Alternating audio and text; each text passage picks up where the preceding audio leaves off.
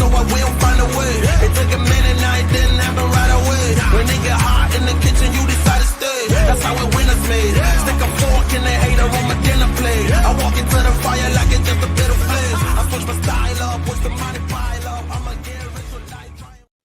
What's going on, everybody? Welcome to the Clydesdale Media Podcast. My name is Scott Schweitzer. I'm the Clydesdale. He is Ben Beck, and he is the managing partner and chief information officer at Beck Bode. Ben, how you doing? I'm doing well. How are you, Scott? I'm good. This is going to be this is a little bit different than what we normally do. We usually have CrossFit athletes on here, coaches, people in the space, and you're in the space, but in a very different way. Yeah, but I'm happy to talk about CrossFit all day long. Yeah, That's for sure. Not different probably from most people involved in CrossFit. Willing to talk about CrossFit all day. Yeah, right. It's funny. I was reading your profile and you talked about like when you are passionate about something, you like to talk about it as much as you possibly can, and that goes for CrossFit and for the investment world that you live in. Finance, everything. It's a joke around my house. Like, I'm actually happy my wife's not on with me because she has a long list of things that I just get relentless about. It's like when Greek yogurt first, started to become popular. It's like, oh wow, it's a lot more high protein. That's one thing I would just tell everybody about, right? Yeah. It's like, oh my God, have you tried Greek yogurt? It's amazing. Yeah. It's part of my personality. Yeah, I'm kind of the same way. That my friends used to say I could sell, an ice cube to an Eskimo, because if I like something, I talked about it until they at least tried it. Yeah, got to be passionate about stuff, right? I mean, stuff that the stuff that gets you out of bed in the morning and you're excited. It's like, why would you keep that a secret? So we're going to get into finance and investments and all of that kind of thing, but we're going to first do a little bit of an origin story from you because you're a high-level athlete, and we're going to get into that. But I want to start with your wife and kids because something you seem very passionate about, if you go to your Instagram, is your wife and kids. So how did you and your wife meet? Oh, yeah. So we both went to school at Northeastern University in Boston. We didn't know each other until literally 3 or 4 weeks before graduation. So, as you say in life, timing is everything. So I played baseball at Northeastern. Like any collegiate athlete, you spend some amount of time in the athletic training room, right, for various injuries or what have you. And she was a athletic training major, so she would do clinicals in there with the athletes, of course, learning her craft and everything. I was always, when I saw her for the first time, I was like, oh my gosh, I was just absolutely blown away. And, but really didn't have any words with her until, I don't know, 3 or 4 weeks before graduation. And a friend of a friend said, hey, you should really talk to Danielle. And so I ended up starting a conversation with her. They had this senior night at Fenway Park for one of the Red Sox games. And we went out and just, I don't know, everything just clicked with us. And it was one of those things where I know it's cliche, but it's like when you meet somebody and you're like, when you know. I'm not saying that the first moment I met her, I knew we were going to get married and have children. But I had that feeling like, oh my gosh, this is just totally unexpected. And we were engaged within a year and married the next year. Nice. So it was pretty fast. Fast. Way faster than me. Yeah. So it took me almost 5 years to get engaged, and then we got married about a year after. But yeah, it took me a while. Yeah. I'm a slow learner. Yeah. So you also have 4 kids. That's no small task. Yeah, it's hard to keep the roof on here sometimes, but it's something. I grew up in Portland, Maine. I just have an older brother. My wife has two younger brothers. It was just always a conversation of ours. We both wanted a bigger family. And so I think in her mind, based on her experience, she wanted 3 kids. And in my mind, I was like, I would have 10 kids at the time. And though, one of the things, and you're absolutely right. I mean, my family is my passion for sure, and changed my life, in so many ways. I will say though, like my perspective changed though, because once had the third, and then Nolan, our fourth. He's 5 years old now. There is legitimacy to like the amount of time that you can spend individually with each child. And that's something that going in, I'm like, oh, I'd have a lot of kids and life would be great. It'll be busy. It'll be hectic, but it'll be awesome. And I've got friends of mine. I've got a good friend of mine that has 7 kids, and it's fantastic. We've spent some time with them before. With us, it was like we came to that realization, like, all right, 4 is great, and 4, we're getting at that point where we're in a really good spot and able to, spend. Of course, we spend all of our time together, but we also, make an effort to spend time individually with each of our kids and give them that in terms of our full attention. Because, you get pulled away by a lot of stuff, right? Family wise. And when you're with a group, some kids don't get as much attention than others. So, but I came to that realization that, okay, yeah, you know what? I think 4 is good for us because, we start having more, then you lose a bit of that. I felt that way. So we do everything. We travel a lot. When I go away, on one of the nice parts about my business and my career is that it is a lifestyle business, right? I mean, you alluded to, I'm involved in CrossFit, but in the financial world, I'm also involved in CrossFit. So the types of things that I travel to, I often bring the family. We have a location out in Michigan, and more recently, when the kids got out of school this summer, I went out there on business, but we turned it into like a little mini vacation, so we could spend time together, even though I was working half the time. So it makes it really nice to be able to, I suppose, integrate your family life and your business life. But not a lot of folks get to do that, which I don't take lightly.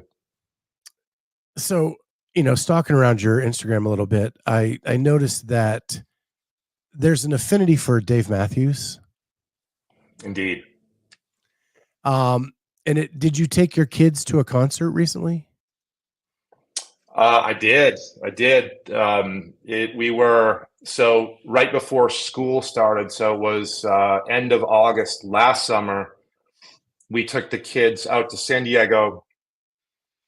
And then the plan was to do San Diego, go to the zoo. Not that we're Padres fans, but one of my favorite players right now, and my son's all-time favorite player, is a guy named Xander Bogaerts. And he used to be with the Red Sox for a number of years. Now he's with the Padres. And so we said, all right, we're going to go to the Padres game and watch him. He's also Aruban, one of the few Aruban players. And we frequent, if you've been on my Instagram, you've undoubtedly seen a lot of pictures from Aruba as well, Scott. So he's also one of the few Aruban players in the major leagues. So yeah, we went out to San Diego. The plan was to drive up to and then spend a day or two at Disneyland. And then, while we were in San Diego, I just happened to see that Dave Matthews was playing in Orange County. And so I got on Google Maps. I'm like, all right, we're staying in Anaheim at the resort. And like, it looked like, oh, it's a 30-minute drive to the venue. So I'm like, all right, I'm going to pick up 6 tickets. We're going to go see Dave. So that's what we did. It was fantastic. How many times have you seen him? Well, actually, in comparison to some of my friends, it's not that much, but I've probably seen, I don't know, 20 shows, 25 shows, right in that range. When you have to just estimate, it's been a lot. Right. Yeah.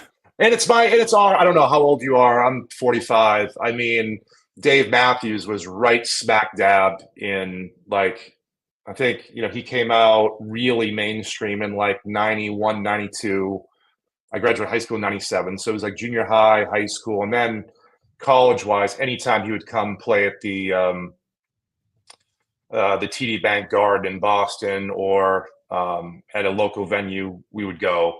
And still, every year I at least go to one show. But yeah, he's right in that, the 40 and 50-year-olds. That's prime Dave Matthews demographic, I think.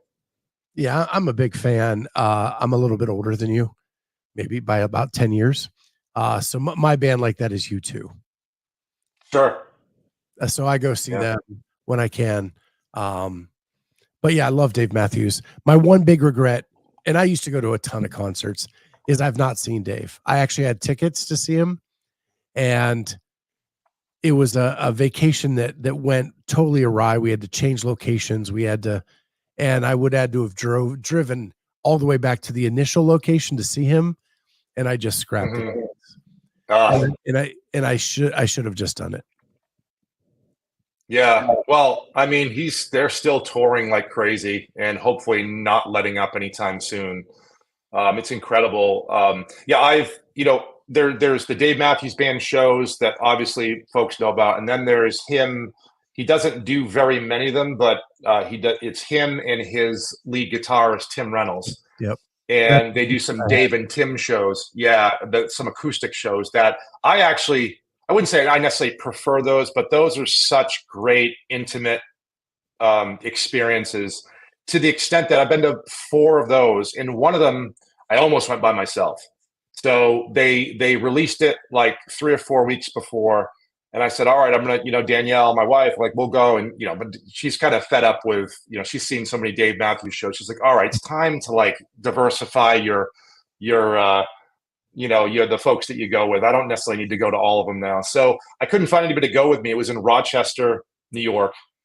And I'm like, screw it. I'm like, I looked on JetBlue. JetBlue had a direct flight from Boston to Rochester. So I said, I couldn't find anybody in the moment. So I just booked the trip. And then luckily at the 11th hour, my brother, who was in Atlanta at the time, he flew up and went to the show with me. We had a great time. But I love those shows. They're just incredible. Yeah, I had a ticket for a Dave and Tim show, and that's what I regret, because those aren't as easy to come by. Yeah, for sure. Yeah, for sure. So let's finish up the music with this. I also noticed you like to play guitar. Yeah.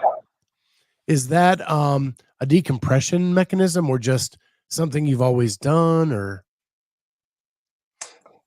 I think that's a fair assessment of it. Decompression. It's a release. It's something that I started.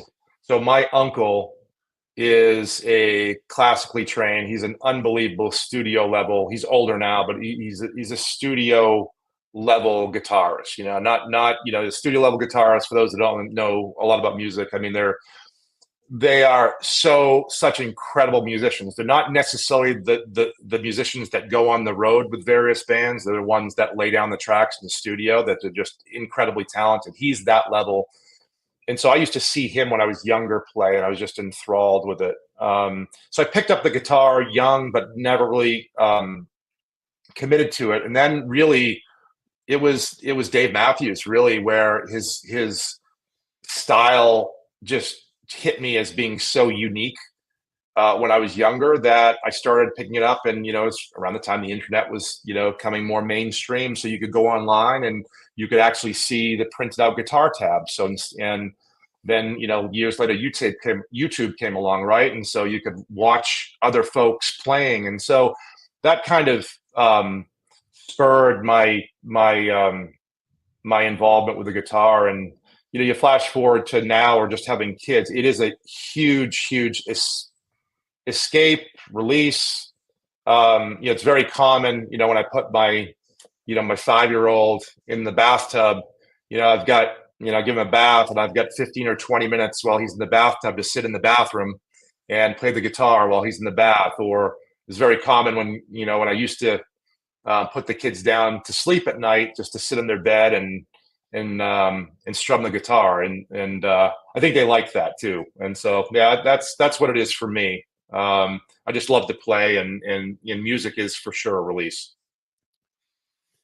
So growing up, you played a lot of baseball.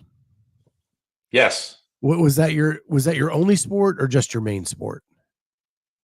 No, it wasn't my only sport. Played football and basketball all the way up through. My dad is big into sports, and he was a college basketball player. And yeah, me and my brother, a typical upbringing in neighborhood USA, right? You're out in the street in the summertime doing something, playing touch football or wiffle ball, and that was my upbringing.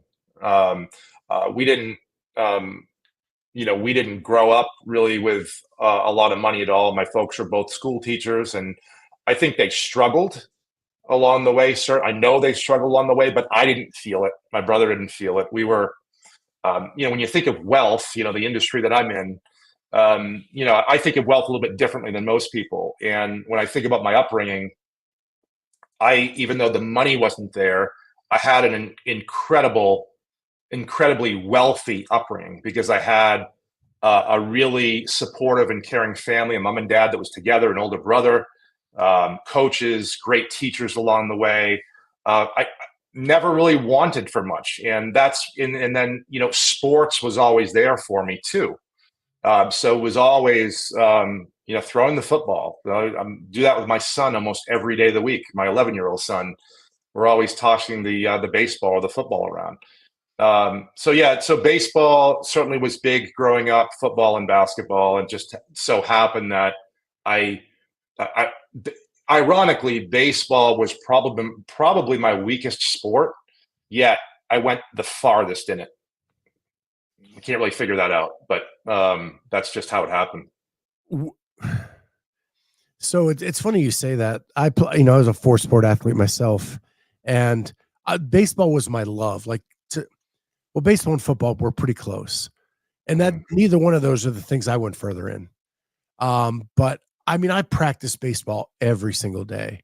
Was there a moment where you said, "This is the one that I'm gonna ride the horse and put all your effort into"? Yeah, and it was really after high school. So my story into playing college baseball was I actually went to Northeastern University to play football predominantly, and I was going to walk onto the baseball team. And it was actually I hadn't selected a school, or probably better said, a school hadn't selected me yet. Into my senior year of high school. And so a buddy of mine from high school, we jumped in my dad's Ford Ranger and took a trip down to Boston from Portland, Maine to visit BU and a few other local schools down there, Northeastern included. And so we stopped off to see football coaches and talk to them and everything. And I don't know if you're familiar with Boston, but when you're coming from the north, you typically will go over the Tobin Bridge or the Mystic River Bridge. Huge contraption, and you're overlooking the city. And it was probably March or so, or April. It was before the season started, but you look over and you can see the Citgo sign, the legendary Citgo sign at Fenway Park. And you looked over, and I looked over and said, "Oh, the lights are on at Fenway Park. Wonder why that is." And then I thought to myself, being a lifelong Red Sox fan and just enthralled with Fenway Park and all of that, I said, geez, what schools are really close by to Fenway? And so BU was close by, but BU didn't have a baseball team, or at that point a football team, I don't think. They had dropped those programs. And so I said, well, what's the next one? Northeastern. So went to talk to the football coach, had a great interview, had a great talk with them, and then just stopped by the baseball coach's office when I was there. And as I was talking to the baseball coach, I was looking in his office on the wall, and it was the schedule for next year. And smack dab in the middle of the schedule was this thing called the Bean Pod. And he was describing to me that, well, the Bean Pod is legendary for hockey. The top hockey teams in that area, I think it's UMass, BC, Harvard, and Northeastern play. But there's also a Bean Pod tournament for baseball, and that's played at Fenway Park. And so right in that moment, I can remember standing there and being anything else he said, I didn't hear. All I heard was, if I go to Northeastern and I make the baseball team, I get the opportunity to play on the field at Fenway Park twice a year. So from that point forward, it's like I basically said, "Look, can I walk on?" And he said, "Yeah, it's open walk-ons."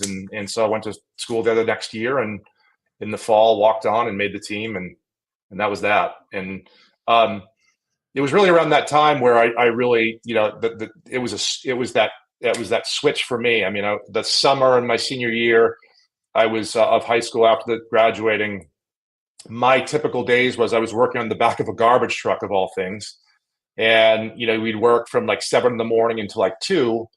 And then at 2 o'clock, I'd drive up to Westerly Winds, which was this outdoor mini golf batting cage place up in Westbrook or Windham, Maine, and just pump tokens into the batting cage. And I would hit and hit and hit until it was too dark to hit. And that was just it's one of those things I think back on, like when you ask about turning points or the light switch, going on, it was like you kind of fall in love with a craft, right? You fall in, like you're trying to perfect this craft, but like anything else, like it's not work. It's like this drive to just incrementally get better and better, and that was it for me. And I started to develop as a hitter, and was able to just carry that throughout college, and then play a few years of professional baseball as well, which was a great experience. What position? I played. I'm a lefty, so I played first base and a lot of outfield as well. Couldn't really break a pane of glass with my fastball, so the pitching mound was off limits after my youth. What team did you end up with professionally? I played in the mostly in the independent leagues, or entirely in the independent leagues. So there are a few teams I played for.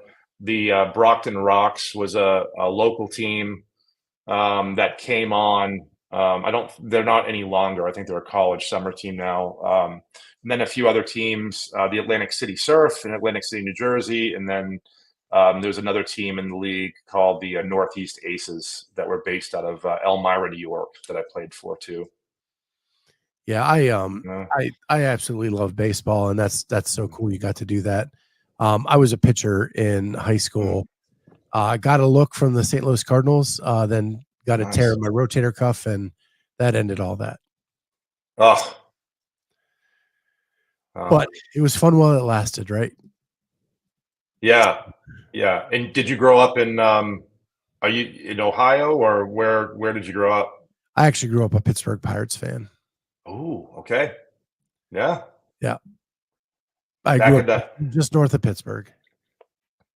So you're a little bit older than me. So was that like the Andy Van Slyke era, or like the early Barry Bonds era, or was that a little bit further? So that would have been my high school years. Bobby Bonilla was my guy. Oh, Bobby Bo. Yeah. Yeah. But yeah, and that outfield of Bonds, Van Slyke, and Bonilla was pretty stacked back then. I remember that. I remember those teams. Yeah. Incredible. Yeah, we would go down there in high school. My buddies and I would drive down, go to games all the time. We loved it. Oh, I love that. Yeah, it's just my most cherished. Some of my most cherished childhood memories are, my parents getting my brother and I in the car, driving down to Boston, once a year in the summer, parking in the North End, which is the Italian section. The Big Dig, the whole highway system, it's kind of like disrupted all that and actually improved that.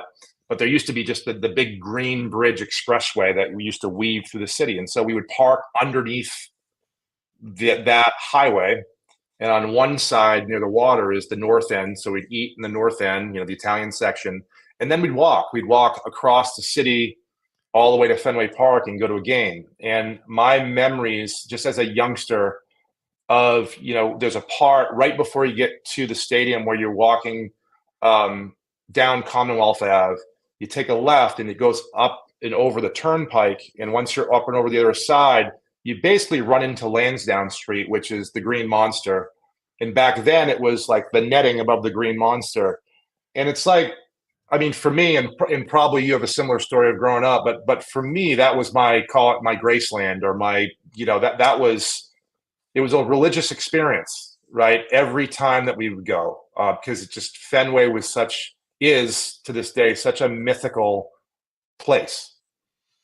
And I remember that like it was yesterday. It was just such a great memory.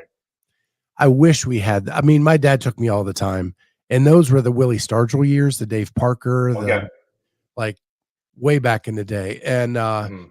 but it was the cookie cutter stadium. We didn't have Mm. Fenway, right? We had Three River Stadium, piece of block of concrete that was round. Yeah. You know, Yeah. that just it. So, and it was just a hole when you went in it. Nothing aesthetic about it at all. Now Pittsburgh has one of the nicest baseball It's stadiums beautiful, right? in the league, right? Yeah. My daughter loves going. And Yeah. That's my great. daughter, today is her 23rd birthday. She just moved to Oh, cool. Pittsburgh a year ago. And so, and she's not very far from the stadium. So the hope is that we get to do that some more. We did that a lot when she was a little girl, but go to some games now that she lives there. Oh, that's so fun. It's awesome. You'll get to do that. You get to do that with her. We were just actually this past weekend, we took the kids back up to Portland where the AA affiliate for the Red Sox is, the Portland Sea Dogs. And that was just a lot of fun. It was just a lot of fun to watch the up and comers play.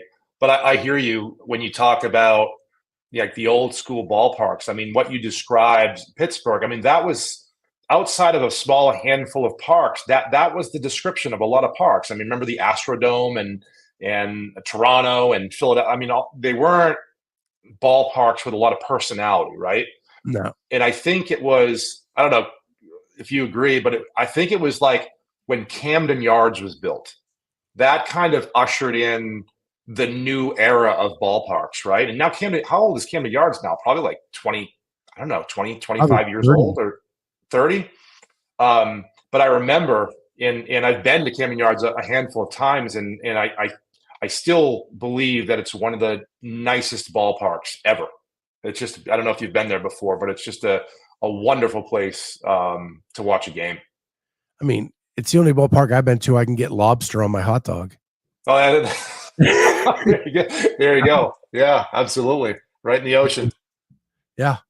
So, well, cool about the baseball. Let's get into some CrossFit and some finance. Yeah. So you retire from professional baseball. You find CrossFit. How does that happen? Yeah, it was actually there was a period there between retiring from baseball, and then I had the opportunity to enter the financial world, something I was always enthralled with, but really knew nothing about. And there was that period of, let's see, that was probably like, yeah, you know, 5 or 6 years in that period before I found CrossFit, where even though I was sort of working out, I really lost touch with fitness, if that makes any sense at all. Yeah, I was toward the end of my baseball career. I don't think I either knew it or had acknowledged it, but just got something pop up in the screen.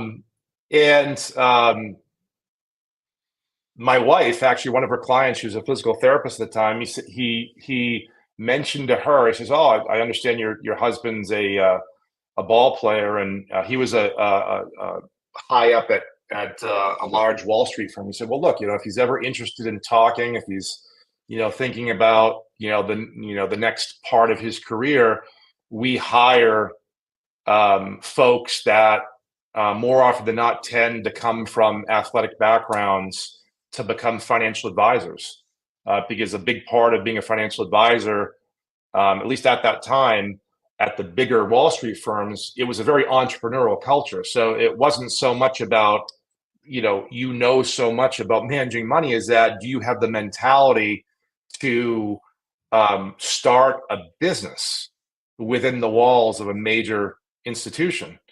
And so when she shared that with me, it was, my mind went right back to maybe what other folks that are intrigued with finance would be at that time. It's like, okay, I remember the movies like The Boiler Room and Wall Street and all these things. And all illegality aside with those movies, that culture of like working as a team and cold calling and all these things that I end up doing a lot of, to really try to grow and build a business was very intriguing. And then you on top of that, you're learning about the financial markets. And lucky for me, I crossed paths with a veteran advisor out of Philadelphia a few years into my business, where he taught me more than anything else the right path to take when it comes to finance. And right then, that changed my life. It's a process, it's a philosophy that I've carried forward from that point, and then built my own independent company based upon those principles, and something that I share with everybody. That was my intro into finance. And then a few years after that, I got a call from a college friend of mine, Josh Plosker, and him and my business partner. He said, "Hey, I just opened this gym in Boston. You guys got to come down and work out." And it was at the time it was Reebok CrossFit Back Bay. I think he put us through DT or something crazy like that the first time it went down there. But like a lot of folks, I'm sure that would this story resonates with. I went once and we were hooked, just like that.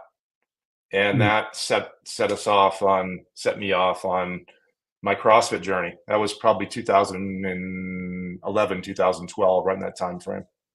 So I pulled up a picture. I'll pull it up here again. I saw where you're climbing a rope. It looks like that rig is outside, maybe in your backyard. It is, yeah. Yeah. So you take this CrossFit thing serious. I take the CrossFit, I take the fitness aspect really seriously. I mean, I'm sure, like a lot of listeners, obviously, you're into CrossFit, you're into finding ways to just get a little bit better every day. And so when I bought the house that I'm in today about 10 years ago, we were redoing the backyard, and there was a spot in the backyard behind the shed that, hey, there's a retaining wall next to it, and it's like, oh, this could be a good spot for a workout area. And then, going onto rogue.com, you can go down that rabbit hole, and then all of a sudden, hey, this rig would fit over there, and not much convincing needed for my wife to my wife. So she's like, all right, let's put something in there. And I spend at least some part of my day, almost every day, there. This picture has a little bit of special meaning. Number one, my kids like to spend time in the rig. We have like static hang contests and everything. But 6 months ago, I got fed up with me being 6'4", and pound for pound, inch for inch, being the worst rope climber you could ever imagine. For some reason, I just couldn't figure it out. I could climb a rope, but you get me in the middle of a workout and a little fatigue, and it's like taking me 4 poles at one point to get up there. I'm like, this is ridiculous, embarrassing. So, I started committing to getting out there every single day and saying, I'm going to go outside. I'm going to do 5. And I'm not going to stress so much about technique. I'm not stressed about if I do every single one correct. I'm just going to force myself every day to go out there and do 5. And if anybody's ever read, I got the idea from a book by James Clear called Atomic Habits, which, if you haven't read that, it's a phenomenal book. And he talks that book about the 2-minute drill. And his point is, I won't articulate it as clearly as he does, but you can do basically anything for 2 minutes. You pick the thing you hate the worst. You can still do it for 2 minutes. And you know what? If you commit 2 minutes and you quit after that, fine. And so that was my mentality with rope climbs, is that, and some other things CrossFit related, it's like, all right, I'm gonna commit to doing a small amount every day. And his point is, you commit to 2 minutes, you'll end up doing more. The analogy that I love, I heard just the other day, which I thought was a great one, is that the heaviest weight at the gym is the front door. I love that analogy. And so it's to me, it's the same as that. It's like, if you could just start, commit to something small, it can really snowball. And so this picture is just a random morning, I guess, a few weeks ago, where I was out there in the morning and knocking out those 5+ rope climbs. So I find it interesting that like life and CrossFit can parallel so much, right? And you Mm. mentioned the guy that you met that gave you the guiding principles in which you run your business today. And before that, and something I read that was out there about you, you were kind of just going through the motions of finance before that. Mhm. And I watch a podcast called The Pivot with Ryan Clark and Fred Taylor, and they always talk about that moment in life where you hit that moment where you have to pivot and it changes everything. Mm. And it sounds to me like you meeting this person who explained to you what finance can be was the pivot moment of your life. Mm. Incredibly so. I cannot overstate. I can't do it justice saying that chance meeting with him changed the trajectory of my life in so many ways. And I think you started talking about the parallels, I think, to CrossFit too, and um, even though I didn't even know about CrossFit at the time that I met him. I've come to understand how there are incredible amount of parallels between finance done properly, personal finance done properly, and the principles of CrossFit. You know, reading those older Greg Glassman principles from back in the day, and you read them today, and you're like, all that still applies, and it's the same with finance. When I talk to folks, for folks that I know that are in CrossFit that are clients of mine, that have become clients of mine, I always have to apologize. I'm like, I know we're both in CrossFit. You're going to hear a lot of analogies, that you've heard from CrossFit, but things like the unknown and the unknowable, right? Embracing the unknown and the unknowable. I initially heard CrossFit, but that is smack dab correct when it comes to finance and personal finance as well. When you're investing your hard-earned money, you're going out there into the unknown. You're going out there into the future, and nothing determines the outcome other than what happens in the future, which is, at this point in time, unknown and unknowable. So there's a lot of things that we embrace, me and as a company in finance, that are very attributable to a lot of the things in CrossFit and committing to fitness. And that's one of the big things that my mentor, his name is David Malik, he taught me right off the bat, is like, you've got to release and get rid of all these things you hear about actually on a daily basis from the financial industry about the focus on performance and historical information and what's happening on CNBC, or what you're reading about in the newspaper, all these things that really have no impact on your ability or your client's ability to improve their financial lives over time. It's just noise. And that, amongst others, but that big realization actually lifted an incredible amount of stress off of me, because that was about 2 years into my career. And doing well is a subjective term. I was doing well because I'd go out, I'd cold call Scott, and I somehow convince Scott to have a cup of coffee with me, and where we could talk about finance and what he's doing and so on. But 2 years into my career, not knowing much about stocks and bonds and all those things, who knows what that conversation went like? And that was that. It wasn't so much that was stressful for me, but you do things a little while, and you're like, I want to create, or I want to be valuable to somebody, and I'm working hard. I'm cold calling every day, sometimes 400 or 500 people a day, and I'm meeting with them, but I can't quite bridge the business aspect of it with, am I creating a significant value for this person and their family's financial lives?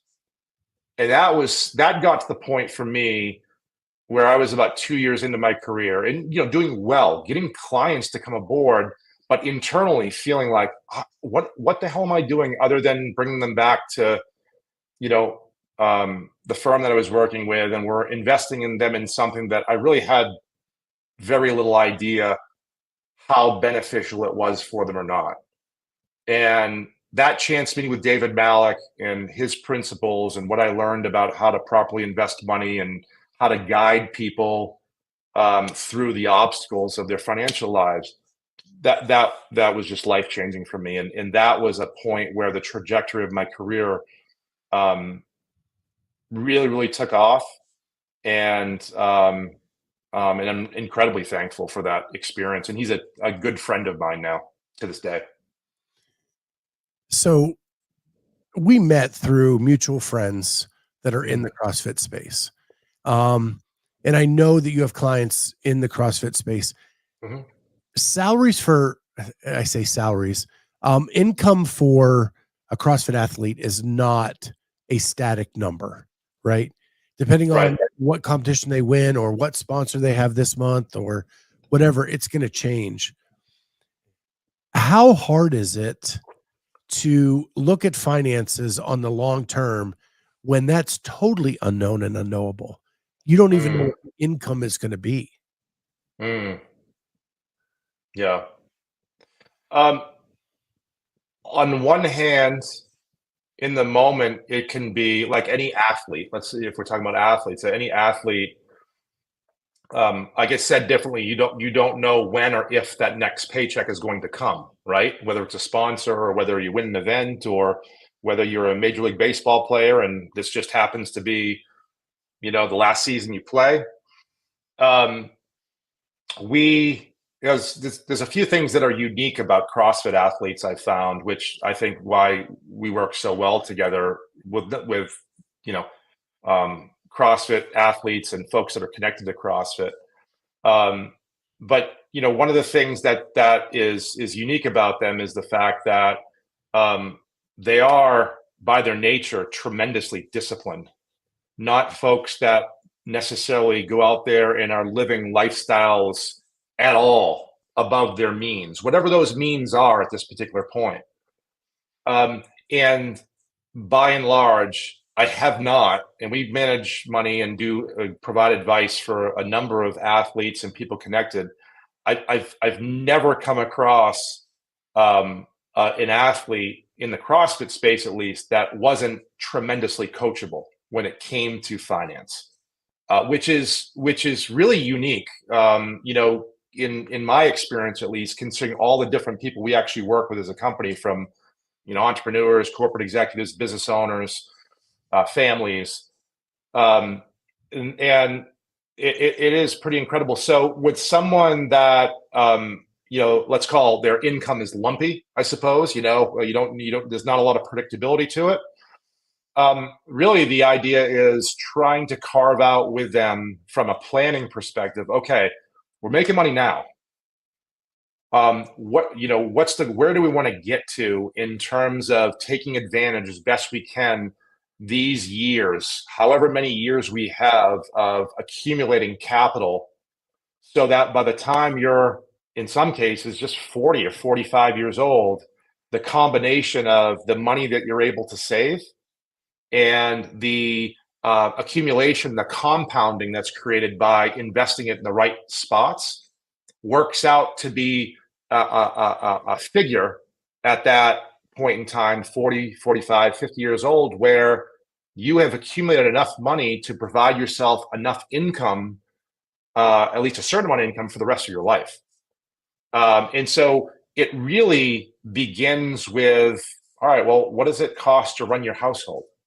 Right. And for the average athlete, at least in the CrossFit space, they don't live high profile. They're so committed to training. They're so committed to a regimen, right? As you know, they're not out there spending money left and right, and they're really disciplined with it. So it's been great. And it is it's not necessarily challenging in the sense of um, whether or not the income's coming in. It's just a matter of crafting a plan and having a reasonable and workable plan. Say, all right, we're going to save this much money every month that comes in, and this is how we're going to invest that money. And if we can do those parts reasonably well, we should get to this figure in X amount of years. And just, I suppose, just like a training plan that they follow, that's something that they really gravitate, like people like them and people like them and myself gravitate towards. Hey, I want to see the roadmap. I want to see, I'm really interested in not so much what's the highest returning investment or so on, because again, what may return great one year could be at the bottom of the list the next year. So you can't go off of that. What you can go off of and what is tangible is assuming a reasonable rate of return over time. What do we have to do together to really save that money and accumulate? And athletes, by and large, at least the CrossFit space, are poster children for the right ways to do things with their finances. It's funny you say that, because there were all these shows on for a long time about NBA players or NFL players who got the big rookie deal and then had nothing 5 years later because, they bought all the stuff. And I don't want to dive too far in the rabbit hole, but the CrossFitters do follow their training plan, and that it's not a sport that is the NBA or NFL yet. Right. And nowhere near that. And so most of them had to work a job until they got to a certain level anyway, and did both. So they're used to like budgeting and all that stuff to get through. So I find that really fascinating. As an employer and a person working yourself who does CrossFit, do you see that CrossFit instilling those same values into you as an employer, looking at who you want to hire, or in yourself and in the rate of return of your own work ethic and what you put into it? Sure. I think absolutely. When you think about that, well, when you ask that, the first thing that comes to mind, the phrase "big picture," right? So the mentality and the teachings of CrossFit, right, amongst many other things, are such that and very similar to finance. The phrase or the sentence that I use in finance when it comes to investing is, rarely does a company go from obscurity to prominence overnight. Right? It requires discipline, execution, patience. And then I look at, okay, who are the types of people that align with those types of values, right? And when it comes to, you ask about being a business owner, an entrepreneur, and hiring people, it's that we look for folks that share those same core values, that see the big picture, that aren't looking to come in, whether it's a client or an employee, that are coming in for, well, I heard we're going to get 18% return, so that's why I'm here. No, you're here, and we're here together to look at the big picture and to make sure we execute so that your life financially 20 years from now is in the most optimal financial position that we possibly can be. What happens over the next year, whether it's in the markets, the economy, or who gets elected or who doesn't get elected, all these distractions that the media focuses on really have no bearing and really no impact, even though it's talked a lot about on the financial news programs. When it comes to optimizing somebody's financial life, or in my case, being a business owner and employees, it's really about the big picture and yes, doing the right things for the right reasons and such. But finding people that align with those same core values is so incredibly important. And I'm lucky, I'm blessed to, over time, built a team of people that embody those values. I'm going to ask a weird question here. you've been in this business a long time. You serve not just athletes, you serve everyday Americans, Mhm. and make sure that their finances are set for many years. You have a big team. Do you have specialists that work with certain people, or do you have well-rounded employees that can work with anybody? The latter. And your question makes me think of, perhaps, maybe intentionally so, like, what's thought of the financial industry, right? What does the average person think of? They don't know me, but they hear, Ben Beck, financial advisor. I wonder what they think that Ben does every day. Do I sit in front of a computer? Am I trading in and out of stocks all day? Am I in the know about something coming down the pipe that is, privy to information that not a lot of other people have? And for myself and for the financial advisors out there, that couldn't be farther from the truth. What we're doing every day, and what in particular our company every day, is really looking to optimize our clients' financial situations. I lost track of your question, though. Can you repeat the question one more time? Well, it was more about, like, I was trying to make the analogy with CrossFit. Like, the all-around athlete is usually going to do better than someone who specializes in one thing or another. Right. And then, so how do you work that? Because when you watch movies, like, Mhm. and that's the reference point I know, is that the financial person that runs the company has all the big fish. And then Mhm. people below him, maybe they specialize in the athletes. And then this group specializes in Joe average, like me and my wife, Mhm. right? Mhm. It sounds like Yeah. it's not how you run your company. Well, if you look at where it's a great question, so thank you for repeating it too. When you look at the cross section of who we have as employees, who are financial advisors, or regardless of their position, they're just well-rounded, great human beings, first and foremost, that care about other human beings. Um, the financial side is taught, and it's not something that's insurmountable. And we run, when it comes to the investing part of the equation for our firm, um, we run our strategies that we run for everyone. We don't have something tremendously different going on for Scott that we do for Bob, that we do for Jill, or anybody like that. So the principles are, as they should be, the same for everyone, in terms of what are the principles of the economy of investing.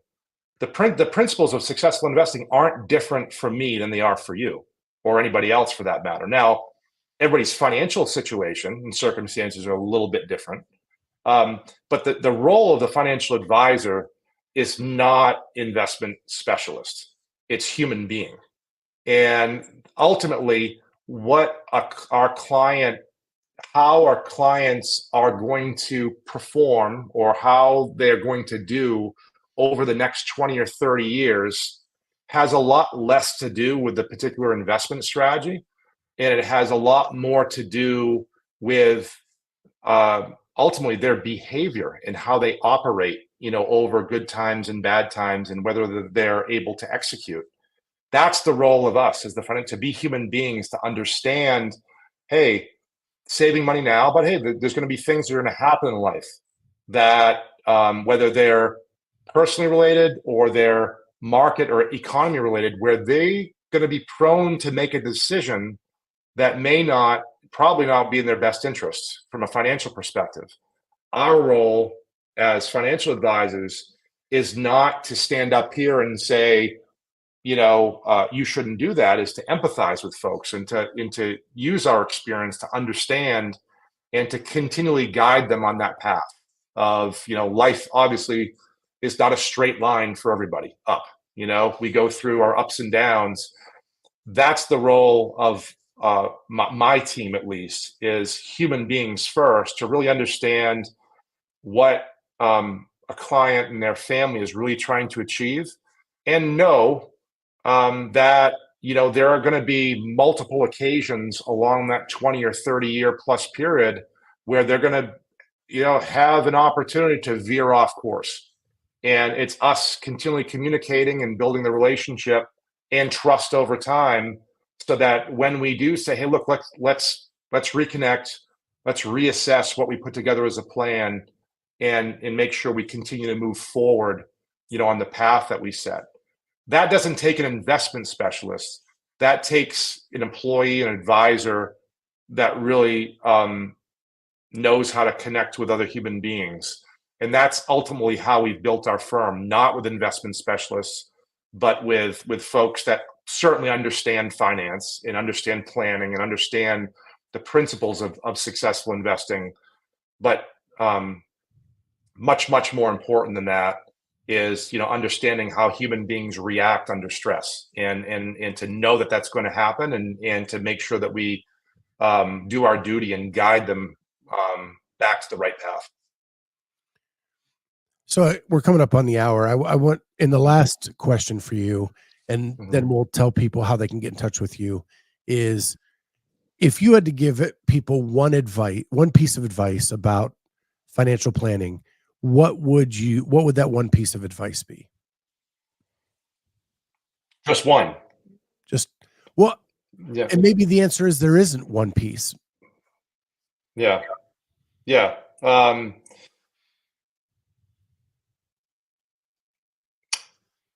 Do your best to remove emotion from the equation.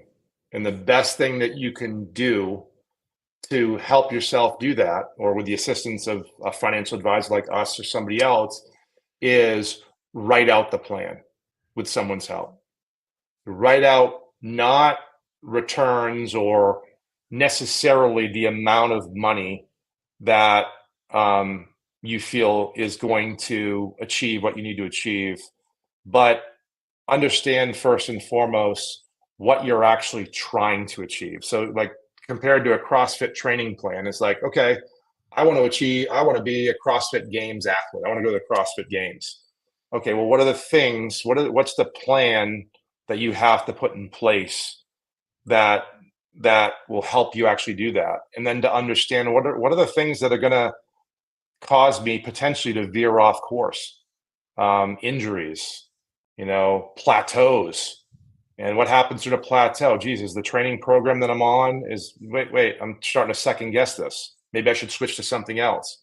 The same things happen in finance. So establishing a plan first and foremost, a relevant plan to achieve your goal, and sticking to it is the best piece of at least broad advice that I can give to an audience that is in tune with CrossFit and in tune with training plans. That's the most important from my perspective.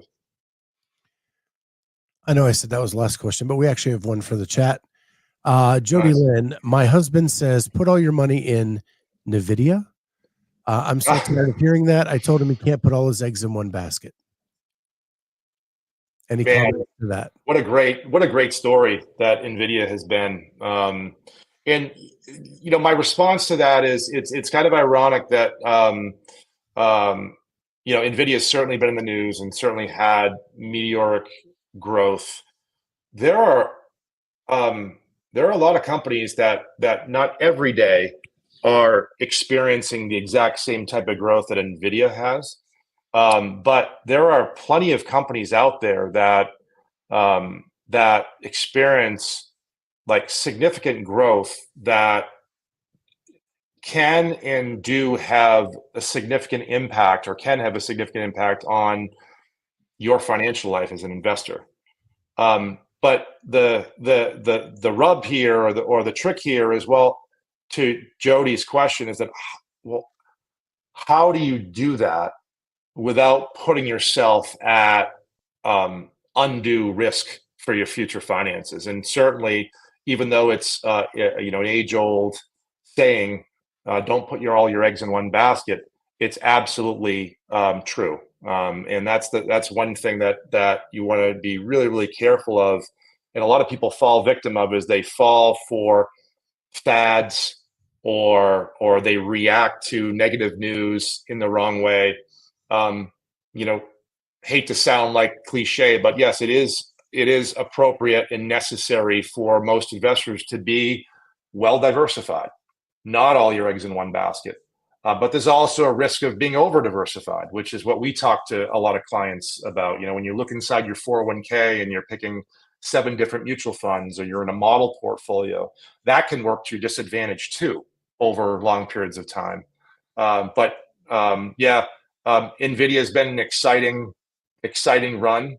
And yeah, it is a great company, and I'm not here to give recommendations on the show and everything like that. But if it's part of the portfolio for most investors, it should be one piece of a diversified portfolio, not all the eggs in one basket. Yeah, I know you're not giving him, but Jody says that's what I told him. Too risky. Yeah, and don't listen to me. I mean, you listen to Warren Buffett and anybody else out there that has some things to say about what individual investors should do, and it's the same. So as we finish up here, if people are interested in working with you and Beck Bode to help them with their finances, what's the best way to reach out to you guys? There's a couple ways. I think the best way first is to go to our website. So it's pretty easy. beckbode.com is our website. And then, once you get in the website, there's a couple ways to get directly in touch. First and foremost, you're going to get a pop-up when you get on the website of a book that was actually written by my mentor. So the gentleman that I mentioned before, David Malik, he wrote a novel called Dancing with the Analysts. And while it is a novel, so it's a fictional story, how he talks about the philosophy and the principles behind investing and how you should approach your financial lives is exactly how what was taught to me in the foundation of how we run our firm. So number one, I would say check out that book. Number two, pretty easy, just to go to Ben or email ben@beckbode.com, and for anybody else that's looking to learn more. So the website address is in the description of this podcast, so you can click on that and get right there. And I'll put in your email address there too as well. Awesome. And then I guess just to finish up, now the questions are rolling in. Jeffrey Birchfield asks, is Vanguard a good set of funds? Vanguard. Sure. Yeah.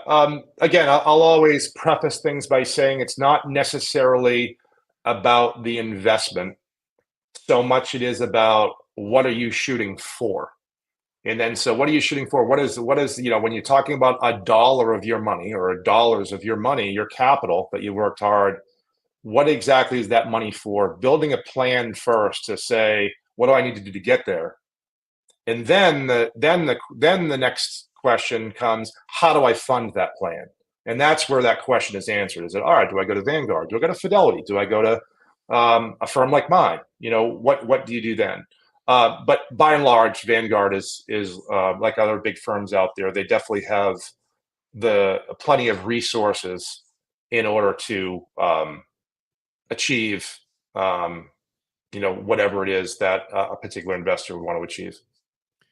So to wrap that up for my head is, there's a lot of funds out there, but if you don't have the right training plan, just like in CrossFit, you're not going to get to that end result you want without the plan first.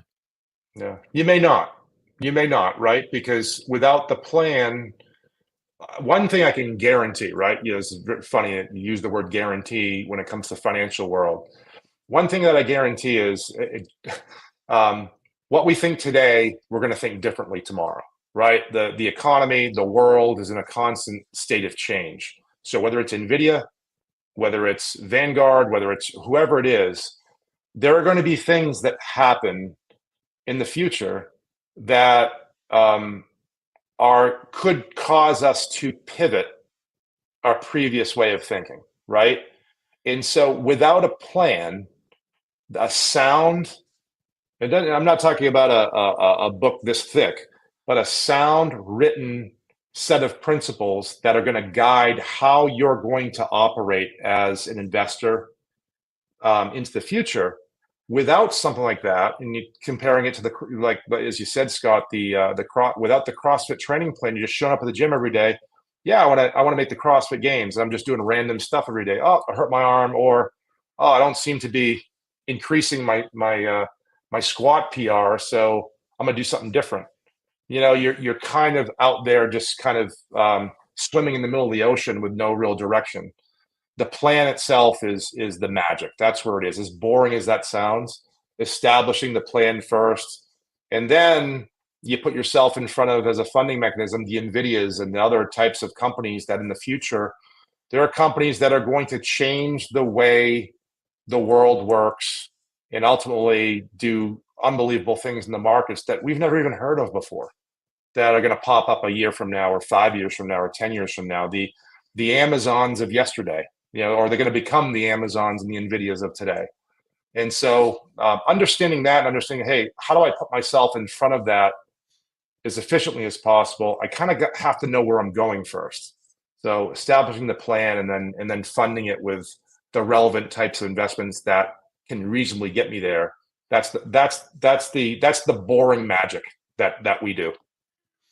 Just like earlier in the show, you mentioned you wanted to be better at rope climbs. So every day you did 5 rope climbs out in your backyard. Yeah. That was a plan to make you a better rope climber. Yeah. Finance works the same way. Same way. It's boring, but it works. Yeah. Well, Ben, thank you so much for being here. Thank you to everybody in the chat for your questions. It's been an enlightening conversation for me, and I hope it is for you as well. With that, we'll see you all next time on the Clydesdale Media Podcast. Bye, guys. Thanks, Scott.